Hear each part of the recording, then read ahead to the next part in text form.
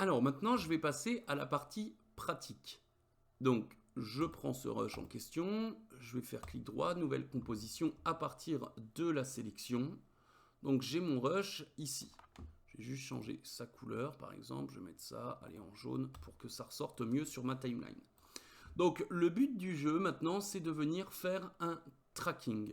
Donc sur ça, on va le faire vraiment très facilement. Je ne vais pas préparer le rush parce que pour ce cas de figure, et en plus de ça, on est dans l'apprentissage, donc je vais le faire de façon très simple. Il suffit de sélectionner le calque en question, de faire clic droit, de faire suivre et stabiliser. On se souvient que le suivi de mouvement pour faire effectivement notre tracking 2D, mais là on va voir l'approche caméra. Si je clique sur l'approche caméra, on voit effectivement que là, dans mon panneau et l'onglet Effets, on a suivi de la caméra 3D. Donc là, il est en train de faire une initialisation en cours et vous voyez, hop, c'est en train effectivement de progresser. Donc il est en train de calculer toutes les images pour comprendre un petit peu comment ça fonctionne. On voit qu'on a l'analyse en cours et puis on va regarder aussi de quoi est composé un petit peu tout ça. Donc, le temps que ça charge, on va voir que le type de plan, même si effectivement il est très particulier dans After Effects, et j'espère qu'à force, tout ce qui concerne la partie 3D dans After Effects va changer avec le temps, parce que vous verrez que c'est très particulier de la jouer comme ça. On a effectivement ce qui est grisé en lien avec ça, on verra tout à l'heure. On a affiché les points de suivi, nous on est sur de la 3D en fait, donc on va afficher nos points de suivi en 3D. On a rendre les points de suivi, donc si je clique ici, on voit que ça m'affiche les points de suivi. Et si je lance une lecture, on voit effectivement que ça m'affiche les points de suivi. Donc les points de suivi, ce sont tout simplement nos features, donc nos petites croix, autrement dit les cibles qui pointent vraiment les pixels. Donc ici, on a la taille des points de suivi. Donc par exemple, si je les mets à 10, on va voir qu'ils sont beaucoup plus petits. Donc maintenant, si je zoome, on voit bien effectivement qu'ils apparaissent ici. Et par exemple, si je les mets à 25, on va voir que voilà, ils apparaissent mieux. Donc on les voit beaucoup mieux. Donc je vais me mettre par exemple à 50 et on les voit beaucoup mieux. Alors pourquoi on peut les agrandir et les réduire? C'est tout simplement en fonction de la précision et puis surtout en fonction aussi de la profondeur. Parce que si je les laisse par exemple à 100%, effectivement, ceux qui sont principalement en premier plan vont être plus gros, mais ceux qui sont en arrière-plan vont être plus petits, donc des fois difficiles à voir. Donc ça, c'est aussi une première chose, mais ça nous permet aussi de voir où est-ce qu'ils ciblent, parce que là, c'est pas si simple de savoir dans quel pixel, enfin sur quel pixel ils sont en train de cibler. Vous voyez, là, c'est approximatif. Donc par contre, si je réduis, ça me permet de voir à peu près où est-ce qu'ils ciblent réellement. Donc là, on voit principalement où est-ce qu'ils ciblent. Et ça nous permet de voir si c'est vraiment sur une zone contrastée ou pas. Donc voilà un petit peu à quoi sert le point de suivi, donc sa taille. Et pareil ici, par défaut, quand on se promène, effectivement, hop, donc il suffit en fait de cocher ici. Quand on se promène, on voit qu'il y a une cible qui apparaît. Et il suffit que je m'arrête là, je clique, et cette cible va me sélectionner au minimum 3 features. Donc 3 petites croix ciblées. Donc si je fais ça, on voit à chaque fois qu'il y en a toujours une sélection de 3. Donc pour avoir une cible, il faut une sélection de 3 minimum. Donc après, rien n'empêche que je fasse un balayage comme ça, de tout ça, et on voit la cible en fait qui apparaît. Donc maintenant, je peux augmenter effectivement la taille de la cible, ou au contraire, la diminuer. C'est pareil en fonction du cas de figure dans lequel on se retrouve. Donc je clique ici, et vous voyez, la taille diminue. Après, on a les réglages avancés. Donc, les réglages avancés, qu'est-ce que c'est? C'est tout simplement donc ici la méthode de résolution. Donc, il me dit détection ici automatique. Donc, on a une détection automatique et il nous met méthode utilisée scène plane. Donc, lui, en fait, il a remarqué que effectivement, il pouvait analyser ça comme si c'était une scène principalement plane, c'est-à-dire avec beaucoup de surface plane. Effectivement, c'est ce qui se passe ici, on le voit sur le stade, on le voit aussi sur l'eau, qu'on peut interpréter ici, sur cette partie-là, mais aussi sur cette partie-là. C'est-à-dire qu'effectivement, si on passe notre cible ici, on voit que principalement, on arrive à avoir des choses qui sont relativement plates. Maintenant, je peux très bien lui dire mets-toi en standard. Et puis, en fait, il va me faire une autre proposition. Donc, il me fait une résolution de la caméra. Et on voit que c'est déjà différent. J'ai moins de features et c'est plus petit. Donc, on verra un petit peu les subtilités de tout ça en temps voulu.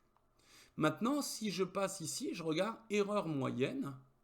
Donc là, effectivement, la méthode utilisée standard en fonction de ce que je choisis. Ici, erreur moyenne, il me dit en standard 0,45. Si je mets scène principalement plane, c'est ce qu'il a trouvé en détection automatique, on va voir qu'il va me faire une résolution de la caméra et il va diminuer, par exemple, ici, l'erreur moyenne. Parce qu'il juge effectivement qu'il y a moins d'erreurs. Alors là, il va falloir faire très attention à ce détail parce que même si, par exemple, je peux avoir 6 pixels d'erreur, je peux avoir quelque chose de très bon. Je peux avoir 0,31, on peut se dire, ah ouais, c'est très très bon et en fait, ça peut être très problématique. Ici, on a une analyse détaillée, c'est-à-dire que si je coche, il va calculer plus lentement, mais il va faire en sorte d'être plus précis. Dans ce cas de figure, comme mon plan est relativement stable, plane, j'ai pas vraiment besoin de le faire. Maintenant, si ça avait été une caméra à l'épaule qui partait et qui virevoltait dans tous les sens, effectivement. Et puis ici, donc on peut supprimer automatiquement en fait les points de pixels et ici on peut masquer la bannière d'avertissement quand c'est en train de calculer. Mais ça, c'est beaucoup plus secondaire. Donc maintenant ici, on voit que j'ai créé la caméra. Si je crée la caméra, qu'est-ce qu'il va faire? En fait, si on regarde bien, j'ai des features, comme on peut voir. Alors, je vais les grossir. J'ai des features qui apparaissent, qui disparaissent, qui apparaissent, qui disparaissent. Et ça sur toutes les images. Autrement dit, si je vais jusqu'au bout, je vois que j'ai 272 images. Donc, j'ai 272 images. Et sur les 272 images, bah, qu'est-ce qu'il va faire? Là, je me place sur cette image, donc celle qui est considérée comme 0. Et je vais venir faire ça et je les sélectionne tous.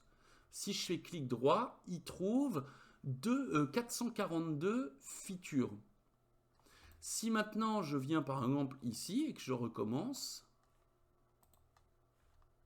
hop, je clique ici, il trouve 448 features.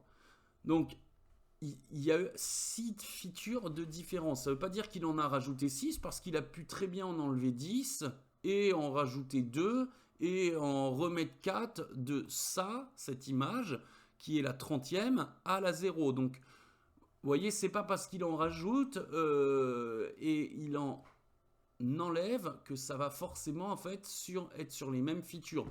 Donc ça, déjà, il faut essayer de le comprendre. Maintenant, si je mets créer la caméra, qu'est-ce qui va se passer? Je crée ma caméra et finalement, ici, j'ai une caméra en 3D. Cette caméra en 3D, en fait, elle peut être très problématique. Pourquoi? Parce que, en fait, elle est tout simplement basée sur la totalité des pixels par image. Mais le problème, c'est que j'ai des pixels, des features. J'ai des features qui vont suivre des voitures. Donc déjà, ça, c'est problématique. Parce qu'ils vont influencer le mouvement de ma caméra. En fait, il faut que nos features qu'on sélectionne pour créer la caméra soit sur des objets dits fixes et effectivement, comment dire, il faut qu'ils soient fixes, mais il faut qu'ils soient stables, il faut qu'ils soient cohérents.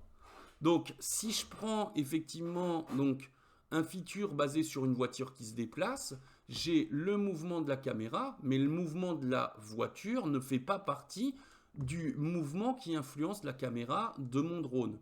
Donc déjà, si je l'additionne, c'est pas bon. Après, si je prends par exemple des arbres, il faut faire attention parce que les arbres avec le vent peuvent bouger. Donc le feature en fait peut bouger en fonction et peut ne pas être stable. Après, on a ici, par exemple, vous voyez, des features qui se basent sur un effet miroir de la flotte ou éventuellement peut-être un effet miroir si on a des vitres ici. Ça peut être problématique. Pourquoi? Parce que déjà, l'eau, elle bouge, mais en plus de ça, on a ce qu'on appelle un effet parallaxe. En fait, si on prend un feature parce qu'il reflète dans un miroir et qu'il s'accroche, bah, l'effet parallaxe, c'est que si on va effectivement de bas en haut, bah, lui, comme c'est un effet miroir, il va aller de haut en bas. Et pareil, si on va de gauche à droite, lui, il va aller de droite à gauche, étant donné que c'est un miroir. Donc le feature est calculé dans le mauvais sens. Et vous voyez, il va falloir faire attention à tout ça. Sauf que là, j'ai mis créer la caméra en fonction de tout ce qu'il trouve, ceux qui disparaissent et ceux qui réapparaissent.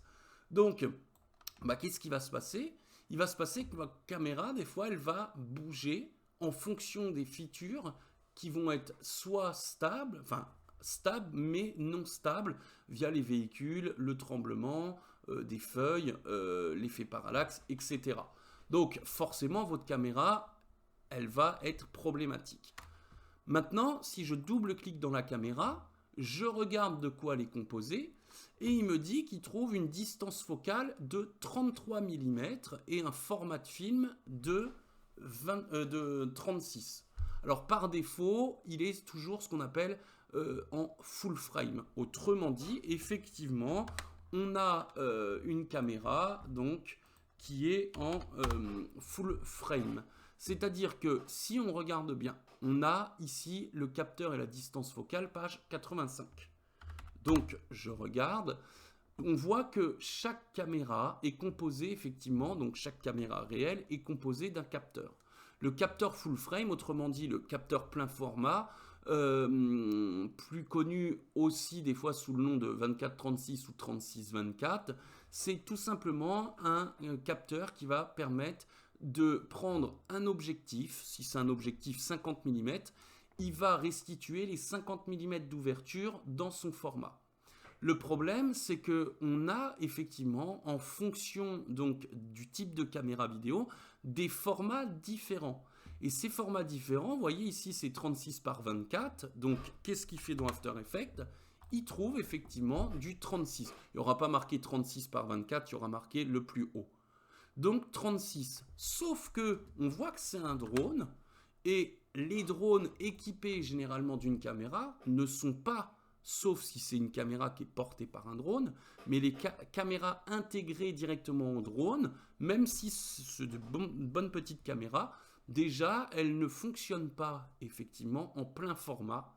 On est sur à peu près, alors ils commencent, mais ça c'est très rare, à y avoir quelques capteurs 4 tiers qui sont équipés sur certaines caméras, certains drones équipés de caméras internes. Mais sinon, on est sur du 1,5 ou 2 tiers de pouce. Donc, vous voyez, on n'est plus à 36, mais on est, par exemple, à 6,4 ou 8,8. Donc ça, il va falloir faire très, très, très attention pour la simple et unique raison, c'est qu'il va falloir, effectivement, bien prendre en compte ça. Si vous ne le prenez pas en compte, quand vous allez mettre un élément en 3D, qu'est-ce qu'il va faire? Lui, il va venir se baser, si je prends un texte, il va peut-être être, je ne sais pas, ici en 5 mm, donc il va être complètement déformé, alors que ici, votre image n'est pas déformée. Ou au contraire, il va être beaucoup, beaucoup trop plat, et votre caméra ici, elle a quand même de la profondeur. Donc vous voyez, ça va être complètement différent. Donc il va falloir faire très attention à ça. Donc effectivement, ici j'ai pas mal de problématiques parce qu'on sait que, comme je disais, une caméra de drone n'a pas de capteur 36 par 24, pas de full frame, et principalement c'est des 1,5, 2 tiers de pouce.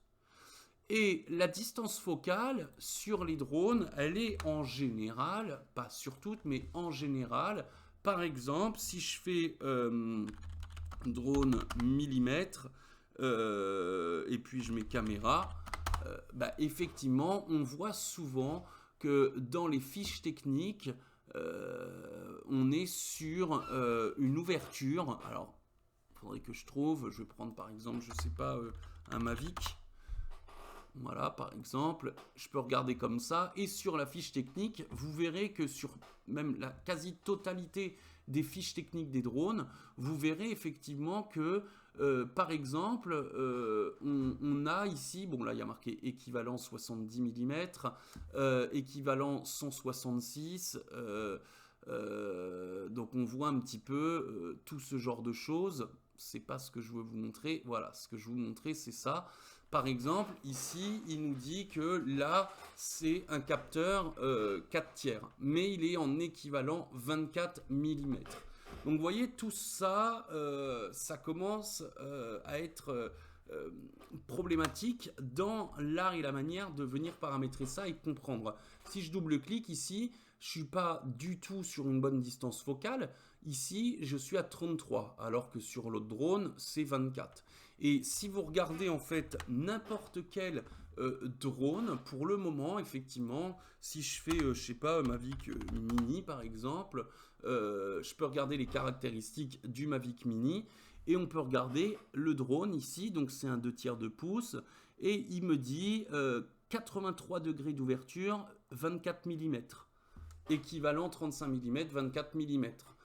Si je prends par exemple je sais pas, un DJI, un Phantom par exemple, je sais pas, je vais prendre Phantom 4 ou Phantom 3, ici il suffirait de regarder, mais vous pouvez faire ça sur n'importe quel drone, vous verrez ici il dit 94 degrés, donc équivalent, là c'est un 20 mm.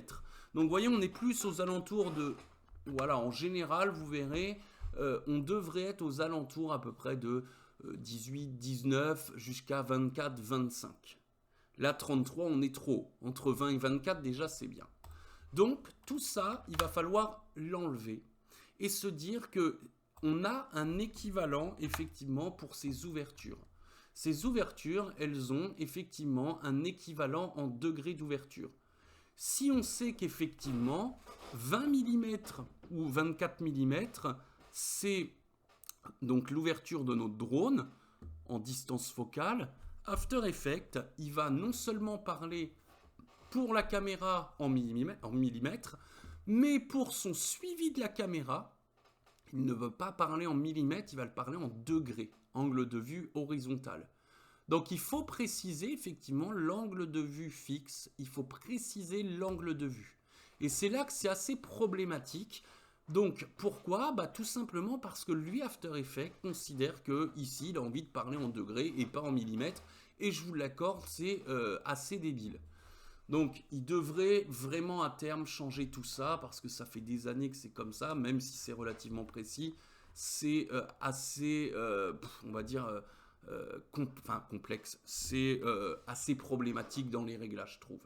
Donc maintenant, il va falloir effectivement, vous voyez, il trouve 56,9, autrement dit, on va dire 57 mm, 57 en degrés d'ouverture, et 57 en degrés d'ouverture, bah, du coup, vous voyez, c'est à peu près par ici, ce sera à peu près par ici, et du coup, si on regarde bien, hop, en face, on arrivera à peu près ici.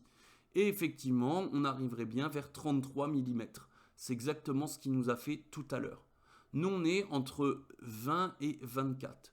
Donc, il faudrait être entre, par exemple, 84 et 94. Donc, on pourrait couper la poire en deux. Hein. Maintenant, on peut se dire, on va partir de, je sais pas, 84 à 94. Mais il y a des drones, vous voyez, qui peuvent faire 80. Il y en a qui peuvent faire 78, etc. Donc, on va essayer, en fait, de se trouver par ici. Et puis on pourrait imaginer d'être à 89, 90, 88 à peu près. Parce qu'on tournerait aux alentours de 20 à 24 mm. Là, le problème, c'est qu'on ne sait pas effectivement avec quel drone ça a été filmé. J'ai juste pris effectivement sur... donc je suis allé dans Pexel en mode vidéo. J'ai tapé drone stadium. Et vous voyez, cette vidéo, je l'ai prise ici. Mais quand on clique dessus, on n'a pas en fait d'informations sur effectivement en quoi ça a été tourné comme drone, et du coup on n'a pas effectivement la référence. Donc sans référence, il va falloir y aller approximatif. Mais on peut déjà se dire que c'est pas ça. Donc, degré d'ouverture, je vais me mettre peut-être à, allez, on va dire 88. Et je vais laisser comme ça. Et maintenant, il me dit que l'erreur moyenne est complètement montée. Mais ça, je m'en fiche un peu. Maintenant, je vais regarder si je mets créer la caméra. Je vais double-cliquer. Et vous voyez, ici, on est à peu près à 18 mm. Donc déjà, on se rapproche des 20-24. Je vais l'enlever. Et je peux, par exemple, regarder si je me mets, allez, on va dire, allez, à 86. Il va, voilà, me faire une résolution de la caméra. Et je mets créer la caméra.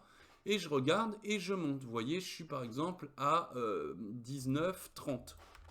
Si par exemple je me mets, on va dire, aller à 84, hop, comme je ne sais plus quelle référence de drone, je mets créer la caméra et si je double-clique, vous voyez, je suis à 20 mm. Donc vous voyez, en fait, on y est quand même. Maintenant, effectivement, c'est comme ça qu'il va falloir vraiment se paramétrer. Maintenant, on va voir la deuxième partie où on va venir créer la caméra, mais pas à partir de tous nos features, mais à partir de features qui sont relativement stables.